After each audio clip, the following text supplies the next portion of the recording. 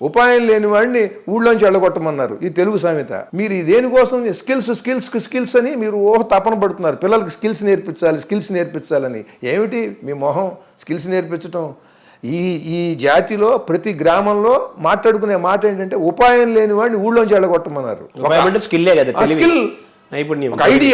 ఒక ఐడియా ప్రపంచాన్నే మార్చేస్తుందని కోట్లతో పబ్లిసిటీ మనం చూసాం.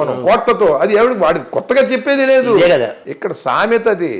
ఉపాయం లేని వాడిని ఊళ్ళోంచి వెళ్ళగొట్టమన్నారంటే వాడు ఊళ్ళో ఉంచుకోవాలి అంటే ఊరికి భారం అవుతాడు వాడు. అవును, గిల్స్ లేని వాడు గ్రామానికి భారం అవుతాడు. అది ఏది వేల సంవత్సరాల కిందట చెప్పినటువంటి. కనుక ఇవి తెలియాలండి, ఇవి తెలియాలి. ఇలా సినిమాల వాళ్ళు రాజకీయాల్లోకి రావటంలో నాకు ఎటువంటి అభ్యంతరం లేదు, కానీ వచ్చిన వాళ్ళు ఎన్టీఆర్ లాంటి వాళ్ళు స్ఫూర్తి తీసుకొని ఆ స్థాయిలో కాకపోయినా కనీసం అడుగులైనా వేయాలి, స్ట్రాంగ్గా ఉండాలి. తర్వాత నా తెలుగు భాష అంటే ఇష్టం, సంస్కృతి అంటే ఇష్టం ఊరికి చెప్పటం, ఉపన్యాసాలు ఇవ్వటం కాదు, మేనిఫెస్టోలో ఆచరణలో చూపించకుండా చెప్పడం వల్ల ఆ మాట యొక్క విలువ ఏముందనేది మీరు వేసే ప్రశ్న. అవునండి, అంతే కదా. అవునండి. ఇప్పుడు ఇంకొకటి చెప్తా మీకు. సినిమా వాళ్ళు చేయవలసినటువంటి ఒక కర్తవ్యం ఉన్నది చెప్తున్నాను. ఇది చాలా చాలా ముఖ్యమైనటువంటి విషయం. సినిమా హీరోలు బాగా మార్కెట్ మీద ప్రభావం చూపించేటువంటి దర్శకులు, సమాజం మీద ప్రభావం చూపించే దర్శకులు, నిర్మాతలు బాగా అంటే వాళ్ళు ఒక సినిమా తీశారనంటే ఎట్టగైనా సరే దాన్ని బిజినెస్ చేసుకోగలరు. అటువంటి వ్యాపార నైపుణ్యం ఉన్నవాళ్ళు వీళ్ళు దీనికి పూనుకుని చెయ్యాలి. మీరు ఇక్కడికి హైదరాబాద్లో ఉంటున్నారు. మీరు ఏది సమాజం మీద ప్రభావం చూపించగలిగినటువంటి నిర్మాతలు బాగా డబ్బులు పెట్టి సినిమాలు తీసి చిన్న హీరోతో చేసినా సరే వాళ్ళ సంస్థలో వచ్చిందని అంటే జనము చూస్తారు, వాళ్ళు దాన్ని చక్కగా మార్కెట్ చేసుకోగలరు. అట్లాగే డైరెక్టర్లు, అలాగే హీరోలు, వీళ్ళ ముగ్గురు ప్రధానం కదా. ఈ ముగ్గురికి బాధ్యత లేదండి సమాజం పట్ల. వ్యాపారమే అయ్యేటైతే దానికి కూడా నేను చెప్తా, మీకు వ్యాపారమే మీకు మాకు కావాలి, డబ్బే కావాలి అనేటట్టయితే మీకు డబ్బు ఎక్కడి నుంచి వస్తుంది? 60% మార్కెట్ ఆంధ్రప్రదేశ్ నుంచి వస్తుంది. ఇక్కడ 4 కోట్ల మంది సుమారుగా చూస్తుంటే 5 కోట్ల మంది అక్కడ చూస్తున్నారు. మీకు వాళ్ళేమో జేజేలు కొట్టాలి, వాళ్ళు అభిమాన సంఘాలు పెట్టాలి, వాళ్ళు ఏలలు వేయాలి, చప్పట్లు కొట్టాలి, వాళ్ళు ఓట్లు వేయాలి. మీరు రాజకీయాల్లోకి వస్తే మీ మార్కెట్ మాత్రం మీరు ఇక్కడ తీస్తున్నారు. హైదరాబాద్లో 60% మీ రెవెన్యూ అక్కడి నుంచి వస్తుంది. మీరు కనీసం 50% షూటింగ్లను అక్కడ చేయొద్దా? మీరు జగన్మోహన్ రెడ్డి గారిని ఏమంటున్నారు? మీరు పరిశ్రమల్ని తీసుకొచ్చారా? మీరు ఏ పరిశ్రమను తీసుకొచ్చారంటున్నారు? మీరున్న పరిశ్రమని మీరు ఆంధ్రప్రదేశ్కి తీసుకెళ్ళొద్దా? పైగా ఈ పరిశ్రమలు తీసుకెళ్ళడంలో మీ మీద ఎటువంటి ఒత్తిడి లేదు. అక్కడ తీద్దామనంటే విజయవాడలో తీద్దామంటే విజయవాడలో తీస్తాడు ప్రొడ్యూసరు. మీకు మార్కెట్ ఉంది.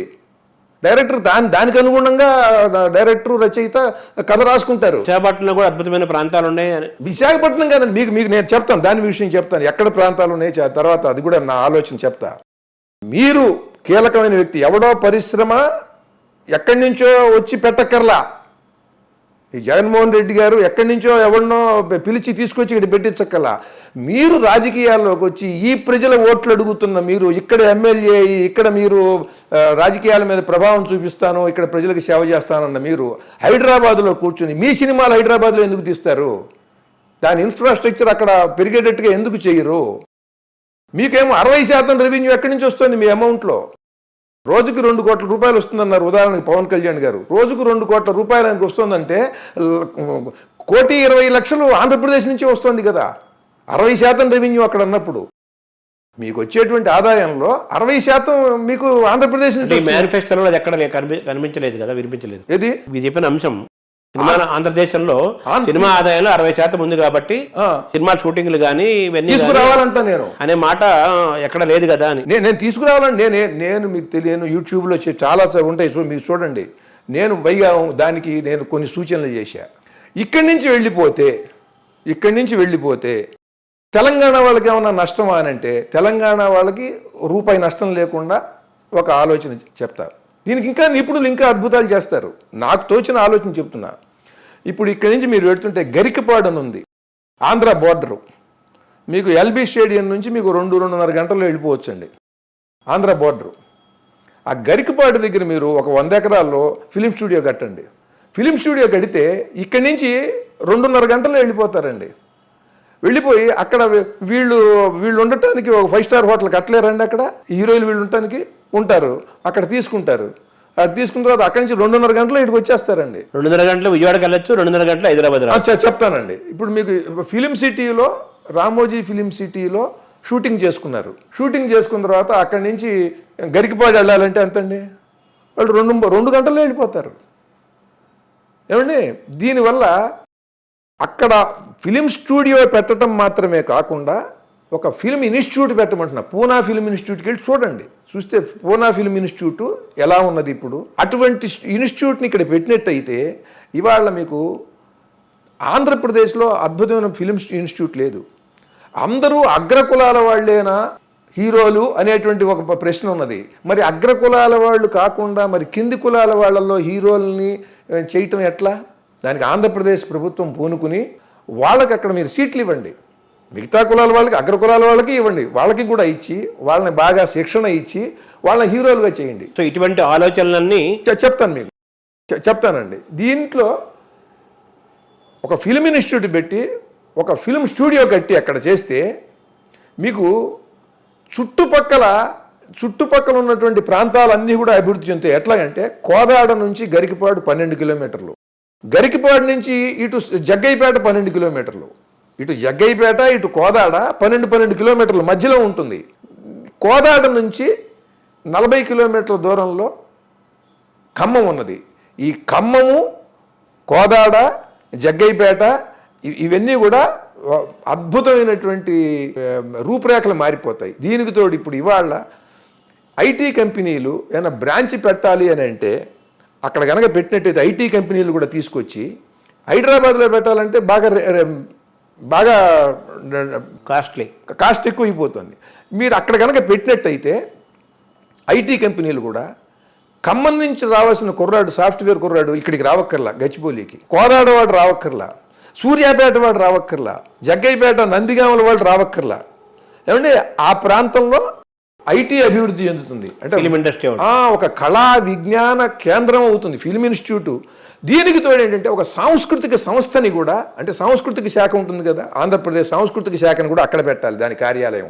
ఎందుకంటే ఆంధ్రప్రదేశ్కి మధ్యలో ఉంటుంది, ఏ కళాకారులన్నా రావడానికి మధ్యలో ఉంటుంది. అది ఇవన్నీ ఆంధ్రప్రదేశ్ ప్రభుత్వము అందులో ఉన్న వాళ్ళు ఆలోచన చేయాలి. చేస్తే ఏమవుతుందంటే మీకు అక్కడ అకాడమీ కానీ, అధికార భాషా సంఘం సంస్థలు కానీ అక్కడ కనుక బిల్డింగ్లు కట్టి చేస్తే అది అద్భుతంగా మీకు విజయవాడ నుంచి కళాకారుడు రావాలంటే గంటంబావులో వచ్చేస్తాడండి, గుంటూరు నుంచి రావాలంటే ఒక గంటన్నరలో వచ్చేస్తాడు, తెనాలి నుంచి రావాలంటే కళాకారులు 1 గంటన్నరలో వస్తారు.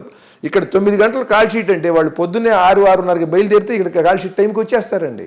మీకు ఏలూరు, గుడివాడ, విజయవాడ, తెనాలి, బందరు, మచిలీపట్నం, ఇటు నుంచి పిడుగురాళ్ళ వీళ్ళందరూ కూడా వచ్చేస్తే ఇక్కడ ఆ కళాకారులకు దగ్గర ఇక్కడ అద్భుతమైనటువంటి కొత్త వినూతనమైన కథాంశాలు దొరుకుతాయి. అట్లాగే గొప్ప దర్శకులు, రచయితలు కూడా వస్తారు. ఇక్కడ ఆంధ్రప్రదేశ్కి, ఇక్కడికి హైదరాబాద్కి చిత్ర పరిశ్రమ వచ్చిన తర్వాత ఎట్లాంటి దర్శకులు వచ్చారు? తెలంగాణలో గొప్ప దర్శకులు వచ్చారు కదా. అట్లాగే అక్కడికి వీళ్ళు వచ్చినప్పుడు షూటింగులు చేసుకుంటుంటే అక్కడ దర్శకుల్ని, నిర్మాతల్ని కలుసుకోవడం అక్కడ రచయితలకి తేలిక. అంటే మీరు ఇవన్నీ చెప్తున్నారు, ఇవన్నీ మీ ఆలోచనలో ఉన్నాయి, ఈ ఆలోచనలు మీరు ఎందుకు చేయట్లేదు, చేయండి అంటున్నారు. నా ఆలోచనలు ఉన్నాయి, మీరు చేయండి అని అంటలే నేను. ఇవి ఒక ఆలోచన. మీరు విశాఖపట్నం దాకానే వెళ్ళక్కర్లా, సూర్యలంక బీచ్ ఉందండి బాపట్ల, దాన్ని అద్భుతంగా డెవలప్ చేయొచ్చు. ఉన్నదానే ఎందుకు? ఇప్పుడు మరి ఆ ప్రాంతం ఎట్లా అభివృద్ధి చెందుతుంది? గరికపాడు నుంచి సూర్యలంక వెళ్ళటం తేలిక, గరికపాడు నుంచి విశాఖపట్నం వెళ్ళటం తేలిక. సో ఇలాంటివి ఎన్నో ఉన్నాయి. ఇట్లాంటివి ఇవేది నాకు తోచిన ఆలోచనలు నేను చెప్పాను. నేను తిరిగిన ప్రాంతాల్లో నేను చూసినవి. దీని నిపుణులు ఉంటారు, ఇక్కడ ఉన్నటువంటి సినిమా రంగంలో పండిన మేధావులు ఉంటారు, దాని వ్యాపారము వ్యవహారం తెలిసినటువంటి నిర్మాతలు, మేధావులు ఉన్నారు. వాళ్ళు దీని గురించి ఆలోచించి చేస్తే ఆంధ్రప్రదేశ్లో సినిమా పరిశ్రమ వెళ్ళు అనుకున్నట్లయితే అది కూడా భాషా సంస్కృతులకి ఒక అద్భుతమైనటువంటి చేయూత అవుతుంది, చేదోడు వాదోడు అవుతుంది. అందుకని నేను సినిమా పరిశ్రమ ఎట్టి పరిస్థితుల్లో ఆంధ్రప్రదేశ్లో సగమైనా సరే నిర్మాణం చేయాలండి. ఎందుకంటే ఆ రెవెన్యూ ఇక్కడికి పోతుంది. అదే మీ డిమాండ్ ఆలోచన. నేను తప్పకుండా దాని మీద అందరూ కూడా దృష్టి పెట్టాలి. అన్ని పార్టీల వాళ్ళు, ఆంధ్రప్రదేశ్లో ఉన్న అన్ని పార్టీల వాళ్ళు కూడా దీని మీద మాట్లాడాలి. సినిమా వాళ్ళు కూడా బలంగా, సినిమా వాళ్ళు కూడా ముందుకు పూనుకుని బయటికి రావాలి. దీనివల్ల తెలంగాణకేం నష్టం లేదు. కోదాడలో ఉన్నటువంటి కళాకారులు, సూర్యాపేట కళాకారులు, ఖమ్మం కళాకారులు వాళ్ళు కూడా వస్తారు అక్కడికి, వాళ్ళకి దగ్గర. కనుక వీళ్ళకి 90 పైసా ఆదాయం తగ్గదు, అక్కడ ఆదాయం పెరుగుతుంది. ఇక్కడ 50% మీరు చేసుకోవచ్చు. మీకు విపరీతంగా అందరూ ఇక్కడి నుంచి విశాఖపట్నం వెళ్ళాలి అని అంటే ఫ్లైట్ల్లోనూ చాలా కష్టం. కానీ ఇక్కడ అనుకోండి 2 గంటల్లో ఇప్పుడు ఇక్కడి నుంచి వికారాబాద్ అడవులకు వెళ్ళి షూటింగ్ చేసుకోవట్లా, కర్నూలు వెళ్ళి చేసుకోవట్లేదా, కొండారెడ్డి బురుజ్ దగ్గర ఎంతసేపు పడుతుంది? అంతకన్నా తక్కువే పడుతుంది. అది మీ ప్రధానమైన డిమాండ్. మీరు అభివృద్ధి చేయాలి అని అంటే అనేకమైనటువంటి రంగాల్లో, అనేకమైనటువంటి అంశాల్లో దాని నిష్ణాతులైనటువంటి వాళ్ళు, నిపుణులు ఉన్నారు, మేధావులు ఉన్నారు, అనుభవజ్ఞులు ఉన్నారు. వాళ్లతో కలిసి సంప్రదించి పూనుకుని ఈ రాజకీయాల్లో ఉన్నటువంటి వాళ్ళు, నాయకులు మాట్లాడాలి. సినిమాల్లో ఉన్నటువంటి రాజకీయ నాయకులు కూడా దీనికోసం పూనుకోవాలి, తెలుసుకుని మాట్లాడి దానికోసం కృషి చేయాలి. ఇది నా ఆలోచన. అది మీరు అడిగారు కనుక సినిమా వాళ్ళని.